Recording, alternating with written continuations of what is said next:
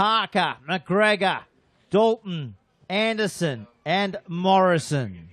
Let's go downstairs. We've got a few interviews before the next big one. Pula Muapi, congrats on the first up win. Vinaka, thank you very much.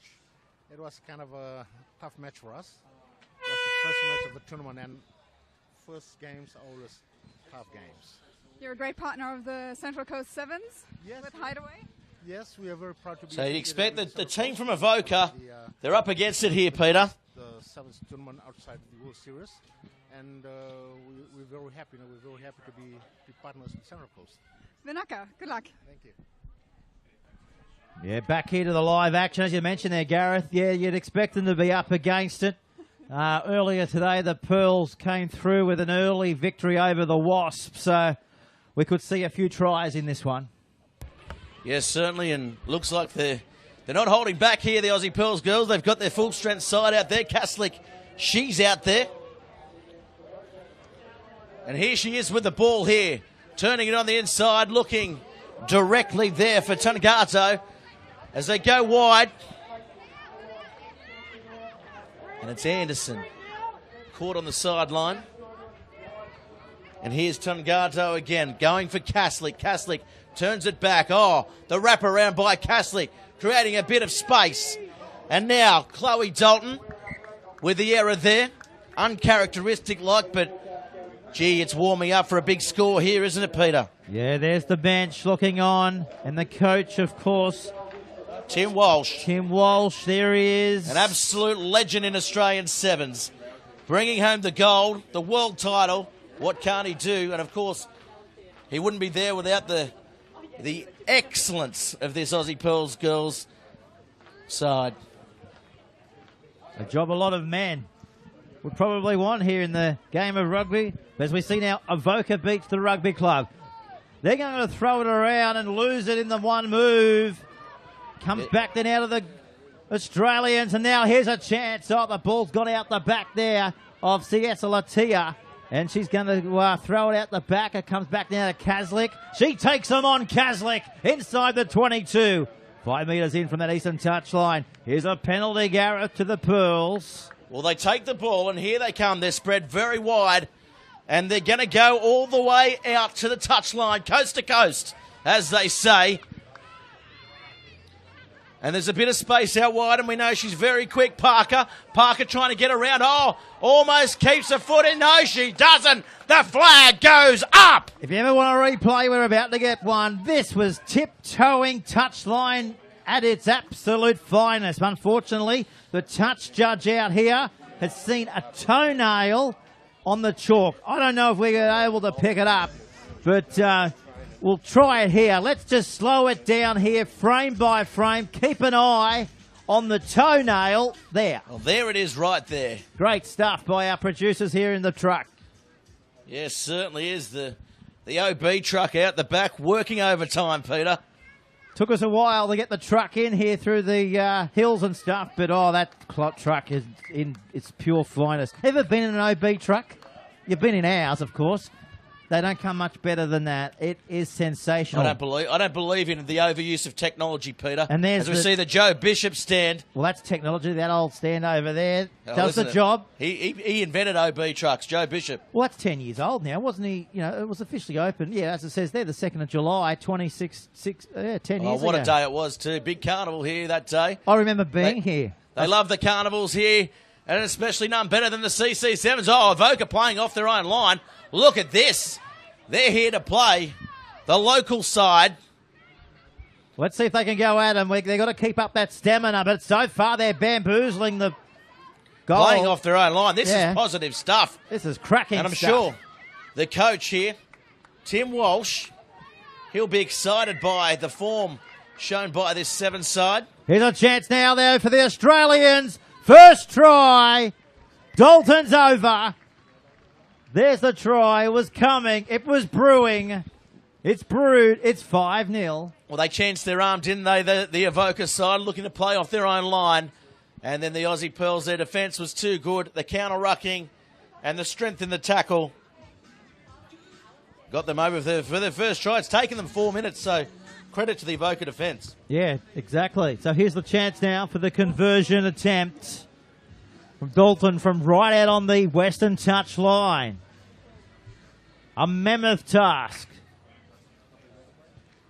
And the kicker's coming back around. It's got the just short. Almost had the legs and just pulled up. There's no wind here, so maybe a bit of backspin on the kick.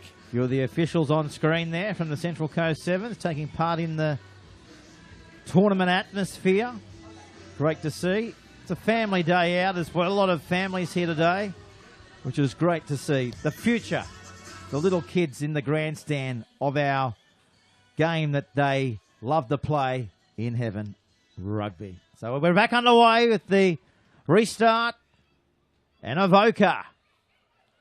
Oh, look at that. Look at the footwork there shown by Riley Mackay, was it?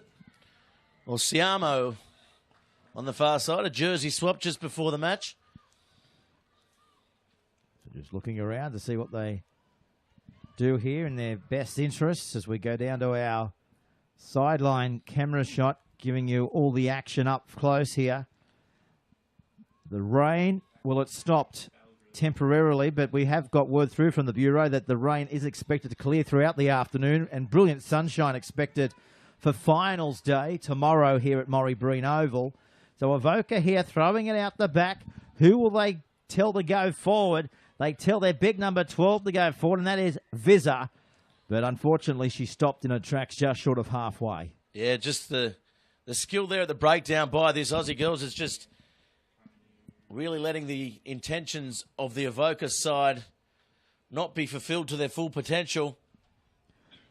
So there's the Pearls just looking around, identifying their next move. That was Kaslik on screen there. There she is now with blue ribbons in the back of her head. As we see now a bust being made by CS Altia. Drop down there just on that eastern touch line. Touch judge puts his flag up. Referee. They look for the quick one there, but they don't quite get it. Parry was standing. She was calling for it. So it will be an Australian line-out. And this Avoca side, what an experience to play against the world champions, the Olympic champions, and, of course, the reigning CC7S champions. That's McGregor on screen there in 6. Oh, now she's turned at a 360 because the Australians are going down. Well, they've got about 12 players on the field, and maybe they'll need it against this attacking raid from this Aussie Pearls side. As Kaslik goes up, ball comes out, turned back inside there with Cecil Tia. Parry pops it to Kaslik. Kaslik, oh, nice ball out wide. Tongato and Parker are unmarked in the kick. What about the skill there against Avoca? But they come up with it. Good covering defence. Yeah, well, you said the skill there. It was CS Altia there from the Pearl. Well, hold it there. Avoca almost making a break. So they come up with the last play. Can they go the length of the field, Peter? Coast to coast. From Terrigal to Yamina. One of Australia's great road journeys. Top 5 train journeys as well, the Central Coast Line in Australia. So if you are going to come to the tournament from Sydney, make sure you get on State Rail, maybe an hour before because they are generally quite late. There's track work.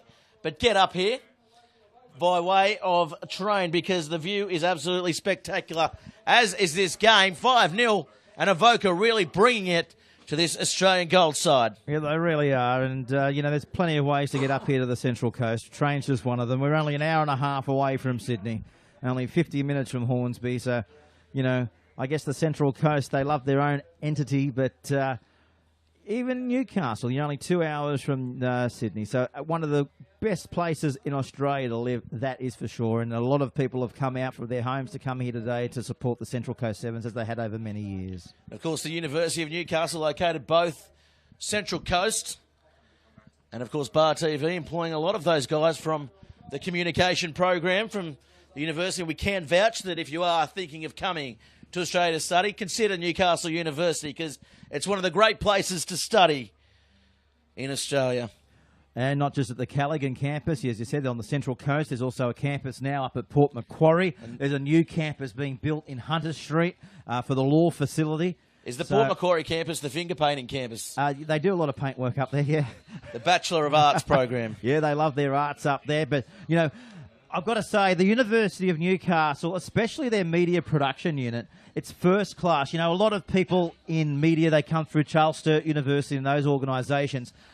But in the last 10 years, they've developed their own media production facilities. They've got studios. They do tremendous work there at the University of Newcastle. And a lot of media students, like here today, pushing the buttons, come from there. And I know a lot of media students go on to bigger things in Australian media, all because of the University of Newcastle. Well, it's not just that. Of course, they offer everything from engineering to medicine to teaching, aviation as well. Yeah.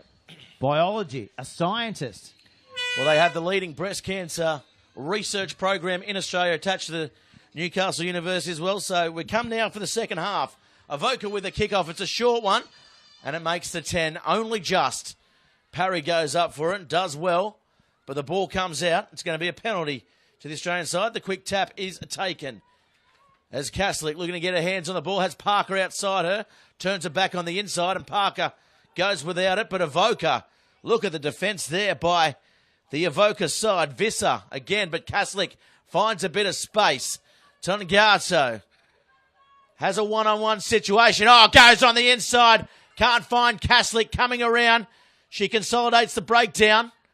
Steps across. Parker has it. Looking for the long ball. Bounces up. Here's Cecilia, and here's Parry now opening up. And look at it. She puts the foot down and goes over in the corner. Brilliant individual effort by Shannon Parry. That was class on display there. Dazzling performance, and came up with an exceptional try, an individual try, a solo try of high regard. And that'll stir on this side as we look at here on the replay here. This is Parry in open flight. The cover was coming through there from Welsh, but Parry just shined through like a light bulb. Well, Cecilia, she's certainly one to watch out for as well. We haven't seen her in the Central Coast Sevens over the last couple of years, but by all things going, her playmaking is unbelievable. It's up there with Tonagato and, of course, Kaslik. The combination that those two girls are showing at the moment is first class. So 10 points to 0. And the Australian Pearls Gold side will really want to send a message out in this second half. They were kept to 5 by a very spirited performance by this Avoca Rugby Club side. Kick deep. Ball goes back. Oh, little knock on there, was it? Referee says no. It went backwards. So I'm impressed by their want to play off their own line here, the Avoca side. Keeping the ball in hand as they go forward. Oh, nice little pop pass there, but the defence of the Australian side, it's swarming as Brooke Anderson makes a good tackle there. And now they're going across field. They need to angle some runners here, this Avoca side. And that's going to be a penalty, so this is a big let-off. And we'll see where they go. They take the quick tap. There's space out wide. They're offside there, the Australian side. Chloe Dalton, the try scorer. And that'll be a penalty. So again, getting piggybacked up the field at the moment. In this Kinesio Cup draw. And it's a great thing, the Central Coast Sevens. We've said it already today, but to have parity in prize money, it's massive for these sides. Oh, that's going to be a penalty there. So all the good work they did just been undone. As they go now to Parry. Parry switches it back. Kaslik was calling for it.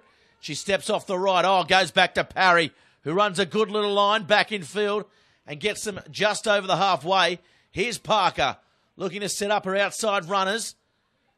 They turn back on the inside. And again, just taken down. So defence again proving very well here for this Avoca side as they go wide now. Tonagato, she's classy, she's quick, and she's going to go all the way here, Peter. Look at her go. put the ball down, and she does. We've seen a few bomb tries in open pastures, but we were not going to see one from the class of the number 5 there in Tonigato. There she is. She knows what it takes to play on the big stage. And today her stage is here at Morrie Breen. And look at the pace. Put the fire extinguisher on her. Yeah, the jet shoes were out there, weren't they? Definitely. Look at her. She loves getting into space, you know, and she loves the support. And now the opportunity for Chloe Dalton, the big number 8. In front of the corporate box area here at Morrie Breen. 15-0. Can she add the extras? It's coming back around, but no cigar. Unfortunately there. There's the tent from the UON actually too, Gareth. I don't know if we can find the Chancellor in there. No, he wouldn't be in there. He's up in the corporate area, mate. There's no caviar in there, mate. He's up there. Getting wined and dined by the beautiful people of the Central Coast Sevens. And it's a great thing. BLK, of course, involved Kinesio, Destination New South Wales, and, of course, Central Coast Council. So now the ball is played wide, stepping off the right, stepping off the left. That's good footwork shown there. It was O'Brien. She got them on the front foot, and this Avoca side certainly. There's some talent here, Peter. You know, they'd be happy with their performance, that's for sure. They've really put it to the goal. I know it's 15 points to 0, but we were expecting maybe a cricket score, so to only have them up by 15 is testament to their, you know, their gutsy attitude towards this game. Well, over the last couple of years, Peter, we've seen the Australian Pearls side, when they've been in the tournament, you know, they've put 40 points, they put 50 points on side, so certainly an amazing effort by this Avoca side to stay in touch with the Aussie Gold side most of the match. That's Elliott looking around. There's the support. Oh, Parker goes without the ball again. She's had a bit of the dropsies here today. The pink-headed player. Sporting the ponytail out the back of that pick headpiece as well. So it's good to see a lot of the players out here today actually wearing, you know, the protective piece as well. So you just never know what can happen, even at this level. You know, it's a lot of quick running, throwing tries, but we've seen a lot of big hits over the years too. So it's good that we're able to get the headgear on everyone that would love to wear it. As we're speaking of a girl with the headgear, here she goes, Anne McGregor. Out the back, then out of Tonigatu. She's got support. Back then out of Parker. She goes one wider. Back to Morrison. And she goes down about 5 metres away. Penalty here too, Gareth. From the Avoca line. What's the clock saying? 0 all. The sirens gone in the background as well. So they're just going to take the tap and now just belt it into touch. Yeah, they've had enough here. They've done enough here. It's 15-0, so they get away with their second win for the day. The gold side from the Australian Pearls. And who we got up next? We got the Japanese taking on Sydney Uni. That's our next game on Bar TV Sport.